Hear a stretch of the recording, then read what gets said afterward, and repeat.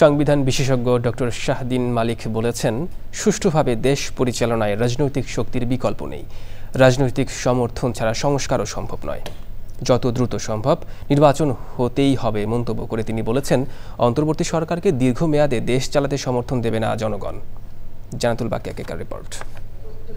রাষ্ট্র সংস্কারী প্রশ্নে রাজনৈতিক দলগুলোর সাথে আলোচনায় দ্বিতীয় মেয়াদে জাতীয় ঐক্যমত্য কমিশন প্রস্তাবিত ২০টি বিষয়ের ৯টিতে নোট অব ডিসেন্ট দেয় রাজনৈতিক দলগুলো।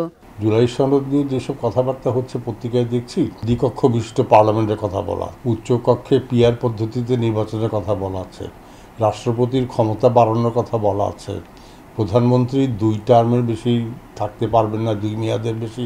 এই ধরনের অনেকগুলি কথা বলা আছে, যেটা আমাদের বর্তমান সংবিধানের সাথে সম্পূর্ণ সাংঘর্ষিক। তাহলে এইটা যদি সব দল নোট অফ ডিসেন্ট উইথড্র করলো, গণভোটে পাশ হলো, তাহলে কি এগুলি যে সংবিধানের সাথে যে বিরোধী বা সংবিধান পরিপন্থী যে ধারাগুলি আছে, তাহলে কোনটা টিকবে? ওইটা টিকবে না সংবিধান টিকবে? জুলাই সনদ বাস্তবায়ন পদ্ধতি প্রশ্নে গণভোট জাতীয় নির্বাচনের আগে না পরে হবে তা নিয়ে ঐক্যমত্য ছাড়াই ৮ অক্টোবর শেষ হয় দীর্ঘ ৯ মাসের আলোচনা।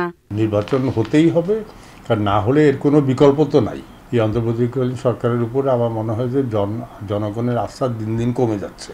এই মধ্যপ্রাচ্যে রাজাদের দেশ ছাড়া দুনিয়ার প্রত্যেকটা দেশেই সরকার ভালো হোক খারাপ হোক, এটা একটা রাজনৈতিক ভিত্তি তার লাগবে, রাজনৈতিক শক্তি লাগবে, রাজনৈতিক দল লাগবে। কিন্তু যে দেশে বড় বড় সংস্কার করবেন যেখানে রাজনৈতিক দলের সমর্থন ছাড়া, এটা তো সম্ভব না। কেবল সংবিধান কেন্দ্রিক সংস্কারের সমালোচনা করেছেন এই আইন বিশেষজ্ঞ।